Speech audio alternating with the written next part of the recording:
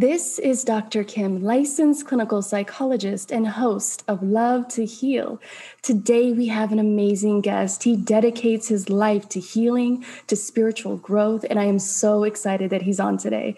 Welcome, Owen Pierson. Hey, Kim, it's so nice to finally connect with you. I am so excited that you're here today. I know a lot of what we're going to talk about is getting over an ex and the healing process of breakups, but it's so complex. Your knowledge base, everything that you know, everything that you teach. And really, I wanted to start with where you come from. What's your origin story? How did you get into tarot reading?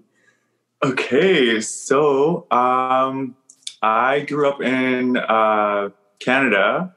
All right. And I had a pastor as a father. So I've always had a weird relationship with spirituality. Mm-hmm. Okay. I also have some sisters that live in LA. So, I've been exposed to, a whole bunch of different types of people in my life. But I think I developed a relationship with tarot from a close friend when I was in hair school about 10 years back. She gifted me a deck, which I still have today. And fast forward to last year, I'm getting over a breakup and I'm on a date with this guy.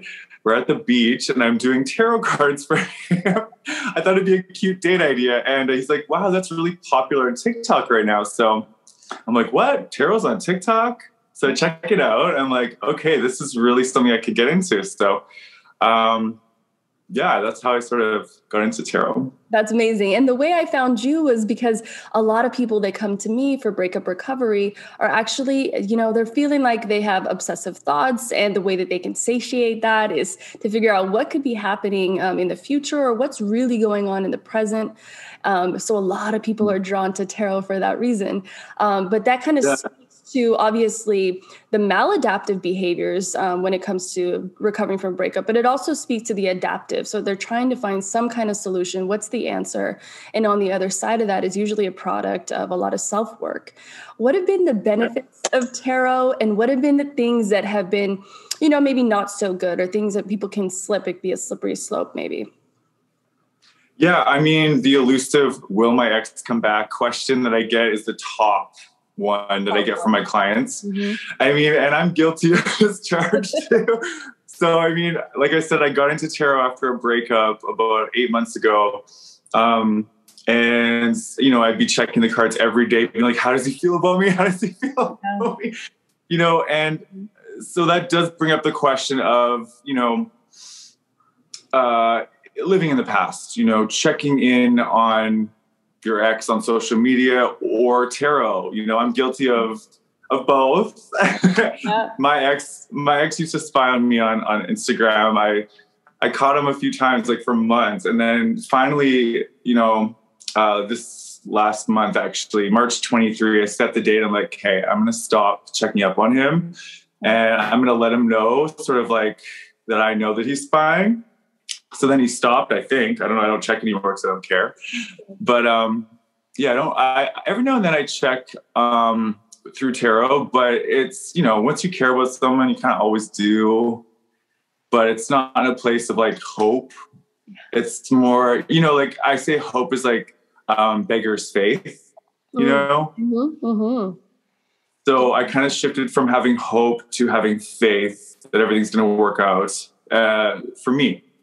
Love that. Now, some people don't even know how tarot works. Can you enlighten us a little bit about what that process is? Yeah. We know why they come to you sometimes, but what's the process of it? Yeah. So let's do, I want to do a tarot card reading for you. Past, present, future. First one. Wow. Okay. Yeah. Okay, Kim. What zodiac sign are you?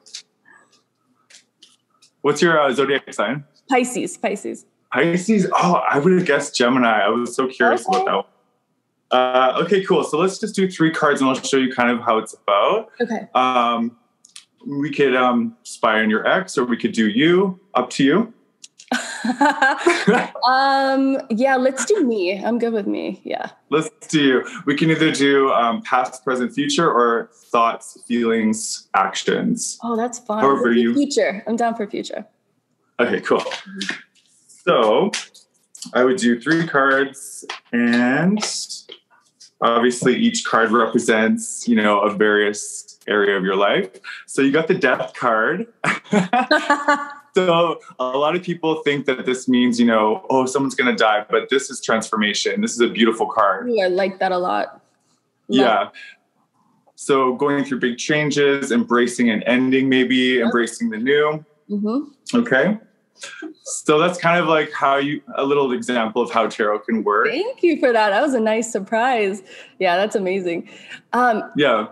That, I mean, I can see why that would be something that is attractive to someone, especially when they're going through a life transition. Like they have no idea what's going on, and they really get those obsessive thoughts and those cravings. And one way to subdue the cravings would be to go to someone like yourself or work on something. And so what do you say? Like, do you say that's kind of, does it go everywhere from everything from infotainment to catharsis, or how would you explain it? Like, does it go from entertainment to therapeutic, or what do you think the outcome is? Yeah, I think, you know, you can definitely use tarot for multiple things. I mean, a lot of people, like I said, are using it for just to spy on someone. Yeah. For you, it would be like catharsis, you know. Okay. It's all through the eye of the viewer, right? Okay. So I try to be as like specific as I can, or less specific, so it can kind of appeal to everyone. And the rules are, you can sort of make up your own rules with it, right? I love that. That really, I mean, it feels like it can be motivational, like what you just did for me right now. It's like I can take that in any way, but I absolutely resonate with transformation. That's exactly where I'm at right now. So it's so fun. It's so fun to do that. Same. Yes. Okay. So I actually recently heard about the Sedona method, I believe it is. It's like, a reason I bring that up is because we're going to talk about AEDP. Which is a type of therapy. But the Sedona method, I heard, the reason I found this out is I was doing my research for you, and someone that was into tarot reading was into something else about, you know, kind of uncovering traumatic experiences and how to get that catharsis sooner than later. And for some people, they're not drawn to therapy. So when you're looking at YouTube or you're looking at other providers or practitioners, that's something that really resonated with me, because I saw the host actually have a little bit of catharsis just in this like 10-minute period of asking questions. Obviously, that would have to maybe be done in vivo, meaning like imaginary, like you're imagining it, you're going through the visualization. You'd have to. Oh, yeah, it's all visual. Yeah, on a regular basis. Potentially. But what I did see is that those were powerful questions that are maybe questions that were spawned that maybe wouldn't have been actually given to that person if they hadn't gone to that person. So that's where I'm seeing so many benefits for different types of practitioners. I've obviously seen that in rehabs. A lot of times the person that was most popular was the spiritual practitioner, and the in vivo, the arts, all of that. So tell me a bit about what you've seen as far as like quick catharsis, or maybe like a jumpstart to catharsis, as far as the healing process or uncovering traumatic memories, and what you know about AEDP. AEDP is such a huge thing for me. So I really want to recommend this book. It's Not Always Depression by Hilary Jacobs Hendel. I connected with her on Instagram, and it's all taken from Diana Fosha. So she invented AEDP. So for those that don't know, it's accelerated experiential dynamic psychotherapy. And I'm such a huge fan of psychotherapy, because it's like this book, AEDP, it's very basically like emotional therapy, you know? I think that emotions are such a powerful thing for people, and it's not really taught how to handle core emotions like, you know, anger, sadness, fear. And culturally, we're taught to run away and just use defenses, right? And there's just this awesome change triangle that kind of shows it all. So at any given time, we're like either using defenses here to not feel our feelings down here. They're super like, you know, intense, like anger and stuff. But this book basically teaches you to honor your feelings rather than run away from them, because that does have, you know, some effects on the body later on, like stress, as you know. Yes. So it's learning how to identify your emotions and how to work through them healthily. Obviously with a therapist that is familiar with AEDP. So you're a psychologist. Are you familiar with AEDP? Do you use it, or is it Yeah, no, I don't. You know what? No. We've learned so many modalities, but I do a lot of client-centered motivational interviewing, especially if I'm dealing with someone that's kind of trying to get out of an addiction or dealing with a breakup, things like that. So there are more things that are more like addiction focused, but as far as like experiential therapies, they're absolutely incredible. Really what I like about AEDP is that it's neuroscience informed. And it really helps you with that transformation, but more quickly, because what you're doing is you're uncovering traumatic experiences. But like you said, you're doing it in the presence of an actual therapist, and they could talk you through it. Yes. If the trauma comes up and you can't deal with it, they can bring you to the surface safely and actually kind of what they say, close you back up, because you open up when you're in therapy dealing with the traumatic memories. And so we need to close you back up. So we learn all these techniques so that we're able to deal with the trauma in a safe manner. But again, there are a lot of different ways, like bibliotherapy is one way. So just allowing yourself to feel through reading. So you're doing a lot of reading, which is we call bibliotherapy. So although I advocate for therapy, there's also so many ways that you can dip your toe into it just by reading a book like that or by seeing some kind of practitioner. And that just gets you to start opening up to the idea of uncovering these negative experiences, but doing it in the presence of someone who's very positive, emotionally focused. And sort of undoing aloneness, right? It starts to create a more positive experience because it's a corrective experience in the presence of someone that you trust. That could even be an author, like I said, but if you really want to get deep, that's when you're starting to work with a therapist. So I love or a tarot reader. That's what I'm saying with practitioners. There's so many different practitioners. It's very artful what healers can do nowadays, and it expands my mind because I know so much about psychology. When I get to move into these different realms, it stimulates me, and it actually gets to share that with other people, clients and followers. Yeah. I mean, I'm not a licensed psychologist or psychotherapist or anything. Like I have my own, healing to do. Like I worked with my therapist on this, and I've had some like amazing sessions where I'm sort of undoing the aloneness I experienced in relationships I had, the trauma I had, right? Because I trust my therapist, and it's he's just kind of revisiting those traumatic experiences, enforcing like love, healing, positivity, and celebrating like the good, right? Focusing on the good rather than just talking about the bad. And it's like, so you said you were willing to share just a little bit. So you were in a dark place. First of all, what was that like? And secondly, what were the steps? Like what did help besides psychotherapy to help you get into a better frame of mind, to get you back motivated again, to start caring for yourself? What were the things that helped, and how dark did it get?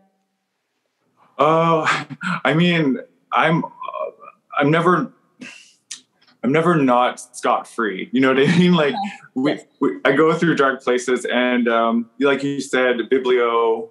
Bibliotherapy. Reading. I'm rereading this because I read it in May of 2019.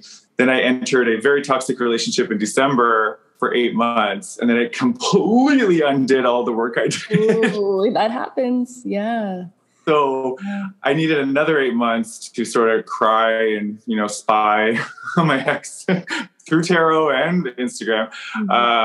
I found out some heartbreaking news while doing that. That never helps. Like I'm sure with your TikToks, you tell people don't spy on them, focus on you. It's incredibly common though. So you would think people only with OCD traits or people, that are maybe don't have lives. No, it is incredibly common. It's more the norm than it isn't. And research shows us that it is. When they did a college study, they showed that most people do spy on their exes, especially when it's a little bit more fresh, but it can be even from years ago.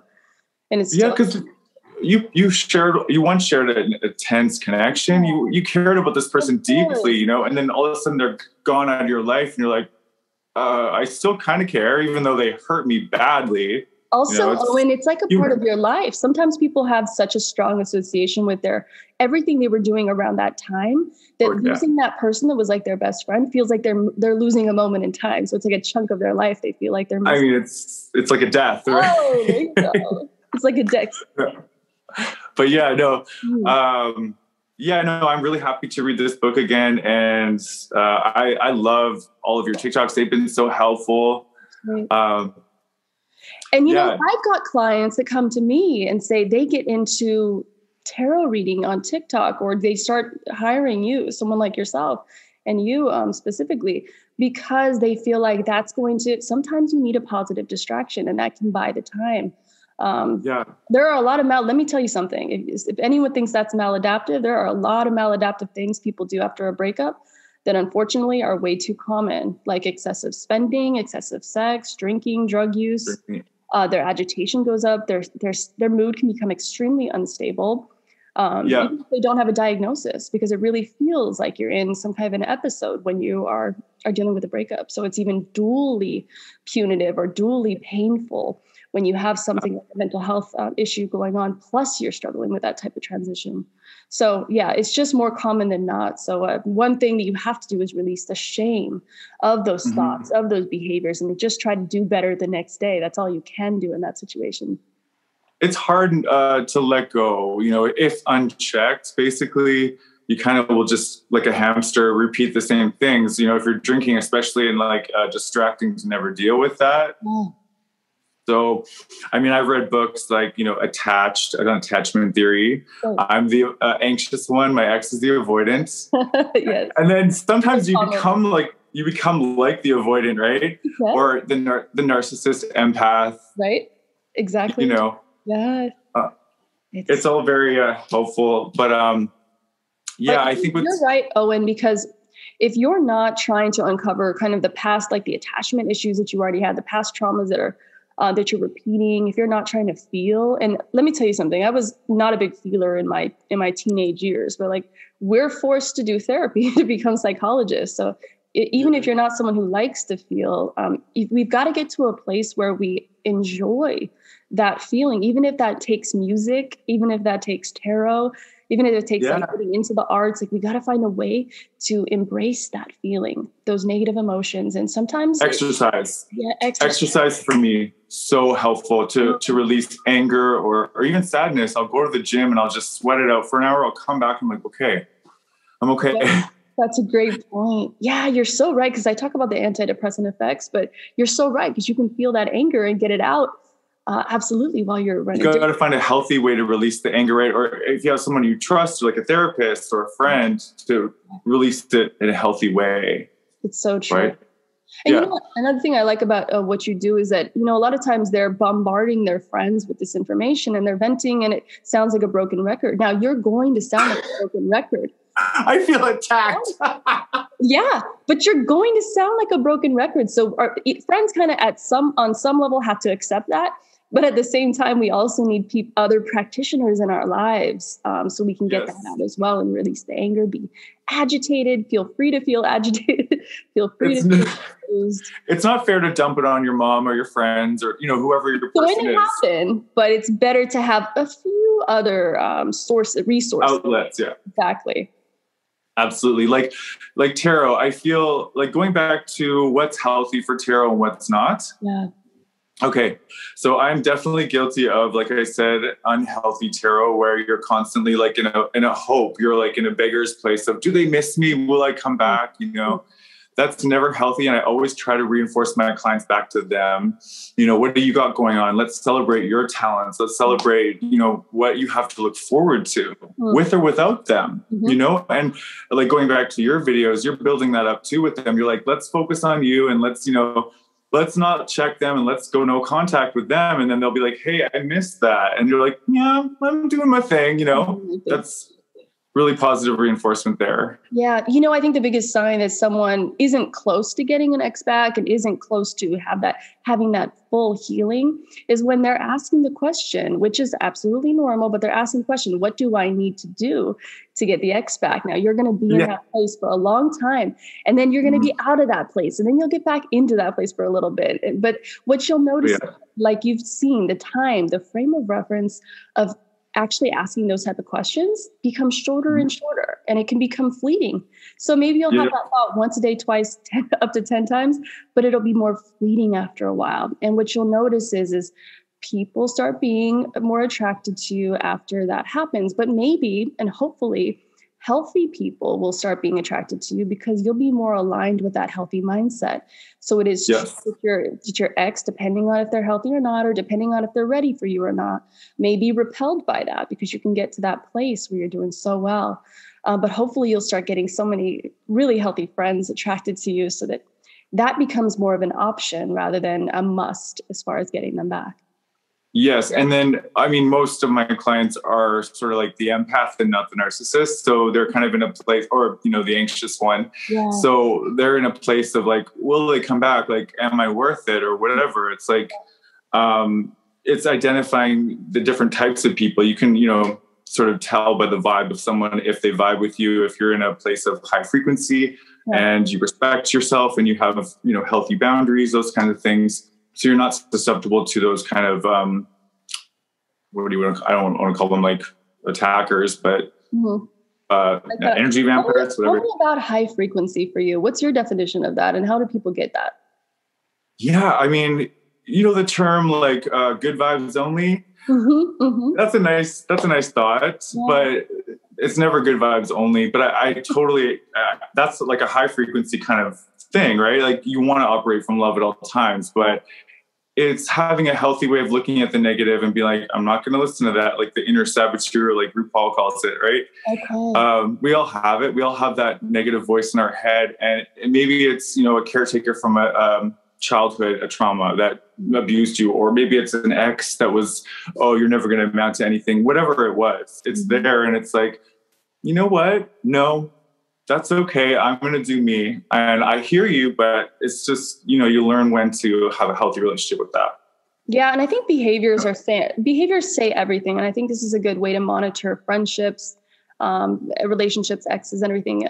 You actually had a really good quote on your Instagram today, and it said, something like, if they're acting like they don't care, they don't. Now, whether that is literal or it is figurative, I think it's really good. Why? Because if people are acting in a sense, they're not reaching out, maybe they're critical, they're not treating you the way that you believe that you should be treated or you'd like to be treated, regardless if they care and they're not showing it, or you want to interpret that as not caring, I'd rather you interpret it that way rather than continuing to run after someone who's not investing.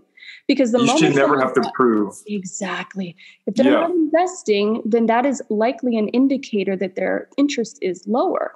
And even if their interest is high and they're playing games, still what happens is they start taking you for granted more because they're not investing. And that's why the investment, all that focus has to go back to you.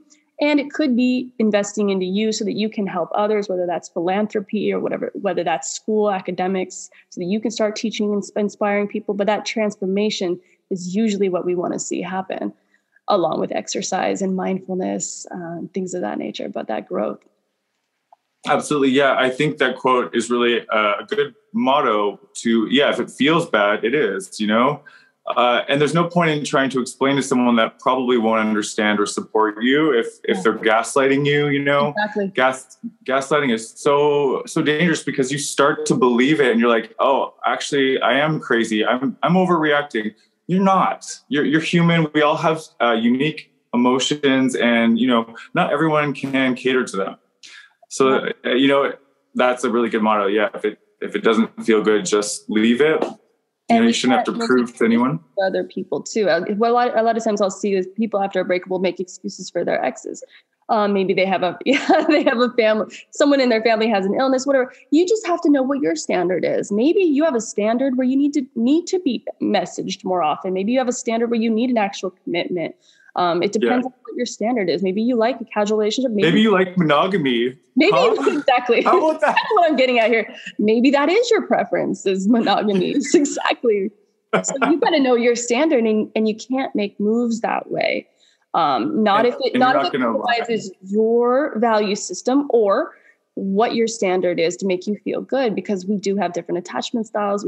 We were raised differently. We're going to have different expectations. So that's why I think people are making too many excuses for the exes, and they need to simply say, you know what, they're pulled back. It's time to pull back. And that opens you up for other options, whether that's career or spirituality or other people, other friends.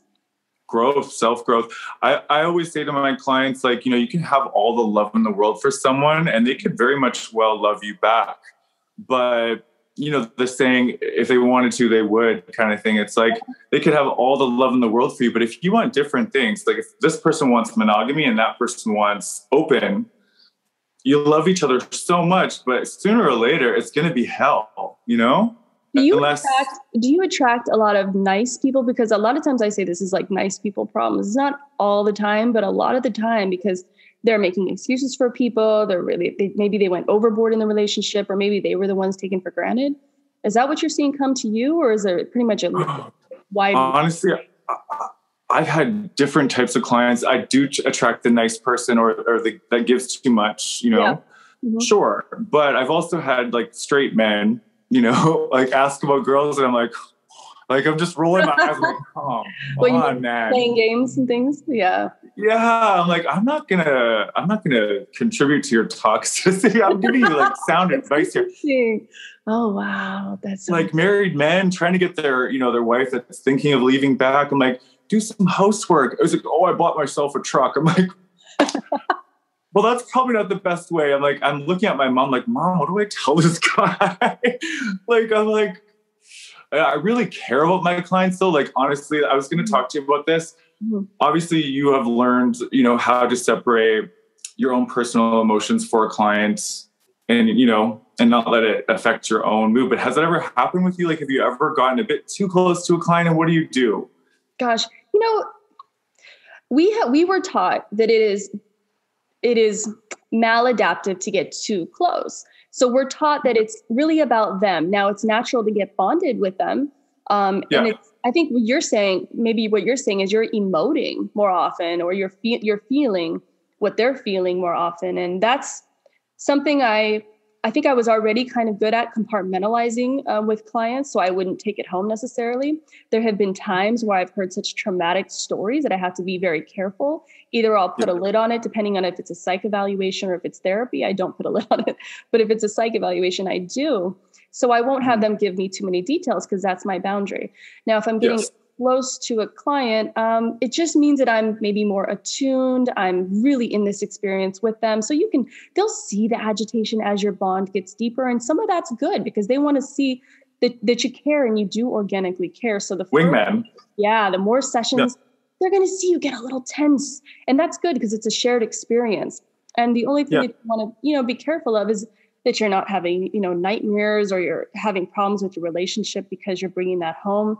I think it's come pretty naturally for me. I don't know if it was just simply them grilling us in school that is about them and that don't take it home and self-care. So I will tell you this, what they say is the more stress that we have and the more we're feeling what the clients are going through, the more we have to increase our self-care. And Absolutely. That's bottom line what we basically have to do. And sometimes and mostly we're supposed to be in therapy weekly. So that is what most of my peers do. We do therapy as much as we can, especially when it's getting to us. We increase our self-care, and we have to have understanding partners that, sometimes our moods will be affected. Sometimes we'll get calls. There'll be crisis calls. I'm not getting that so often now, thankfully, just the way my practice is shaped. But that can be really intense, especially if you're in like an inpatient setting and you've got directors handling clients with crises and you have a bond with them already. But you're human, and if you're caring, you're going to feel it. You just want to up your self-care, and you want to make sure that it's not impeding on your functioning or your relationships, because then we can't go up for them. Yeah, I definitely hear you there. I learned it the hard way, because I didn't get a handbook on this. So I kind of jumped in, and I'm all in with every one of my clients. Like, I care way too much, and I'm such an empath that like I've definitely cried during tarot readings, like on my lives. Like I'm a feeler, and I'm just learning to like, develop healthy boundaries. That's normal at the beat. How long have you been doing this for? Like 8 months. I would say professional. No, normal then. If you're emoting a lot, you're exactly where you need to be. Yeah. Okay. So as you progress, you'll realize, and sometimes it's because we can be people pleasers. So we'll feel like if we're not all in, then we're not. Yeah. So at the beginning, that's true. We emote a little bit more than maybe we should. And that's okay, because you feel like that's really giving all 100%. You'll find out pulling back is giving just as much or even more. And that comes with a little bit of time and just a little bit more experience with it. But you're at the right place developmentally with your skills, if that's what's happening right now. And you're realizing that you want to come back a little bit. Yeah. Yeah, no, I feel like I've gotten better now, but back in January, I definitely Yeah. had, you know, Yes. like a breakdown, and I posted like a TikTok where I was like, okay, I'm not okay. I need to take a month break. Good And for you. Exactly. I'm so glad you did that. That was I really was smart. overwhelmed. Yeah. People go, But and that's where I say to go hard on your dreams, but you better take your break. It doesn't matter if it's a month, 6 months, whatever your dream is, it's going to be there in 6 months. I've seen 50, 60-year-olds get their doctoral degree. I've seen CEOs transform and start their own another business and fail at the other ones. Like, it's crazy. It doesn't matter what age you are. Like, you need to be able to take that break because it really is a marathon, not a sprint, especially when you're trying to heal. I love what you said there about the age thing. I'm 38 years old, and you know, it's never too late to like be successful. And I never thought, you know, I'd be doing this tarot readings. You know, I was in denial for something. I'm not a witch. I'm like, you know, I've been like a hairstylist. You know, I'm an actor, I'm a photographer. Like I've done a lot. I have a lot of passion. So, but I love to help people, and I think that's where you and I bond here. You know, we care about people, and we love seeing people be authentic and really learn how to like get over, you know, a breakup or whatever it may be. But the goal is to be your... Breakups are so underrated because, you know, they treat it like it's a joke on TV. And that's why I take it so seriously. I'm a clinical psychologist. I can talk about mood disorders. I can talk about suicide. I can talk about anxiety all day long, addiction, eating disorders, inpatient. I can talk about all this all day, and that will come whenever it's applicable. But right now, there are so many people coming to us for breakups, and that ends up being a clinical concern a lot of times. And it ends up being a situation where you need to be there and sit with the person, even if that's just making content. Because these people are going through so much pain, they can't even consume enough of it because they need to have some kind of a shared experience. Even if it's so overwhelming, and it can feel so alone. So lonely. No? Yeah, that's where I think content creators are amazing. When I watch them and they're trying to, you know, just add information or add something to their life when they're going through so much pain, it makes them feel like they're not alone. It does make them feel like it's more of a shared experience. Obviously, absolutely. Therapy is best, but if some people are averse to it, so what are you going to do? Some people are going to just go to the content. People are resistant to therapy, especially like, you know, my ex. I had to drag him to therapy at on our 6-month anniversary, and he kind of dragged me to filth there, and I was like, never mind. Maybe it's not for everyone, right? But you were talking about something about mental health that caught my interest there for a second. But no, going back to the AEDP, I try to always recommend the book to my clients or anything about that. You know, go to therapy. Of course, a licensed psychologist is best, yes. But content creators, sometimes that is therapy for people. Yeah. You know? Yeah. AEDP is excellent. That is an excellent modality. It is research-based, and so is EMDR. EMDR. Exactly. Yes. Eye movement, desensitization, reprocessing. It's like on average 8 sessions. What an incredible gift to give yourself, because there's some kind of trauma that's playing out, especially you're going through a breakup right now. There's some trauma that's being replayed, likely, you know, whether that's in just the loss of it or what you went through in the breakup, whatever it is, you can do those sessions. And the military, and you can notice the results, you can feel the results. And also meditation, obviously meditation has helped me so much. Yeah. There's a checklist. It's like, you really want to really feel better, like faster. You're doing these things, you're really going to give yourself that help, because I do see a big difference, and I can monitor that based on how my clients are doing. And it is really obvious how much mindfulness will help someone and be a protective factor. And my goal is to get them weaned off of me, not to be dependent on me. So I want to. You want them to be self-sufficient, right? Always. And I've been like that since I started, but I want them to exercise and do mindfulness and pause on the compulsive behaviors, which are the checking, which is hard to do. Which is the bad habits. Which is a reaching out. That's a compulsion too. That we're coming a lot of times from fear and scarcity when we're doing that. And then, you mean neediness? Reaching out to the ex. It becomes a compulsion. So check the validation. It's like, give me the validation. Like me and my friend, and then you don't get it, and then sometimes they'll go backwards for a bit. So, and it's normal. It's just, it becomes more punitive, more painful that way. Obviously, if the breakup is fresh, you need to communicate and try your hardest, especially if you're the one that had some infidelity or did something wrong. You need to contact. But yeah, you got to forgive yourself, and not just the ex, right? A lot of it is the clients beating themselves up about it and ruminating. Ruminating is so toxic. Yeah. So there's a lot of shame that happens, a lot of shame, a lot of regret. Shame Absolutely. and regret are secondary emotions. So we usually say the primary, like this, the sadness, the anger, the contentment, that can be something you want to focus on. But the shame and the regret, that's where you kind of want to do that trauma therapy and realize those emotions they're usually coming from a toxic or traumatic place. And those emotions, shame and regret, are not adaptive. So when we're in that state where we're regretting or we're feeling ashamed all the time, we're not focused on the real primary emotions, which there's something bigger underneath. The gold is underneath. Once you can get to that core emotion, it's like, it's not pleasant, but there is gold at the end of it. Trust. Yeah. Right. Yeah, I used to hate crying when I was an adolescent. I wasn't into it. I was a sports girl. I was the older sister in the family, and then You're like my sisters. Awesome. And then I realized, I started thinking of it like a hot shower or like a steam room session, because I love steam rooms. I felt that cathartic, so I started associating crying with steam rooms or hot showers, and it just started feeling like a cleanse every time I would. Therapeutic. So therapeutic. But so I totally resonate with people who aren't into feeling intense, sad emotions and wanting to relax. But I'm in the bathtub with a glass of wine, crying. You're embracing it, right? Yeah, I am the guy that has the sad playlist just to cry. It's like, it's almost Smart. It's a release. It's like, get it out. Better out than in. Music is incredible. I never realized how impactful music was until I started working with people with breakups. And then I realized these artists are making music that turns pain into fun or pain into catharsis. And I was like, what an incredible profession that way. Oh, yeah. Totally. That's so cool. What are you grateful for as far as your profession, as far as your breakup? Tell me about your gratitude for what you do and what you've been through.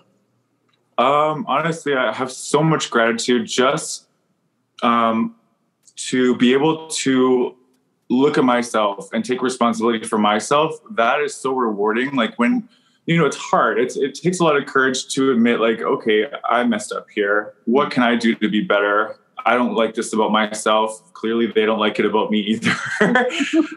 So I have a lot of gratitude for not being a victim anymore. Cause I did a lot of that. I think we all do, Wow. So I just have gratitude that I can talk about it, that I can just awareness. I have so much gratitude for awareness. I love that. Taking ownership is so good, and seeing things clearly and your side of it without beating yourself up is such a beautiful gift. Well, also, how do I word this? A lot of, through breakups, we have so much we need to say to the ex. Yeah. But we're not allowed. We can't because they've blocked us, right? So I have gratitude for sort of making peace with it on my own, like internally through meditation, guided meditation therapy, through these bibliotherapy. A lot of things. I'm like, okay, I forgive myself. It's okay. They forgive me too, even though they don't. It's okay. It's like, I love that. Making peace with it, yeah, without the presence of the ex or the person. You are so warm, and it really comes across in your content and your warmth and your empathy. I'm really grateful there are people like you out there, and I'm glad we got to connect. What are some upcoming projects that you're into or that we should be checking out? Honestly, I have no idea where I'm going next. Again, my original passion is like acting, film, performing, photography, visual, and now, I love to help people. So I have a YouTube channel. I did tarot on it, but I've cleaned it out. I'm like, I don't know what I'm going to do with it, but I know it's going to be something. Love that. It's there. We're feeling it. But I mean, I'm on TikTok as Owen Pierson Tarot, and I'm on Instagram as Owen Pierson. That's my more personal one with, acting and stuff like that. So we'll see what happens, but yeah. You're on the right path. Thank you so much for inspiring everyone. I get to hear about all the great things that your trade does for this community, and I'm so grateful that you came on. Yes, thank you so much for talking with me. And thank you for everything you do as well. All of your TikToks, everything. You've been a great help for me as well in my healing process. You're incredible, Owen. Talk to you soon.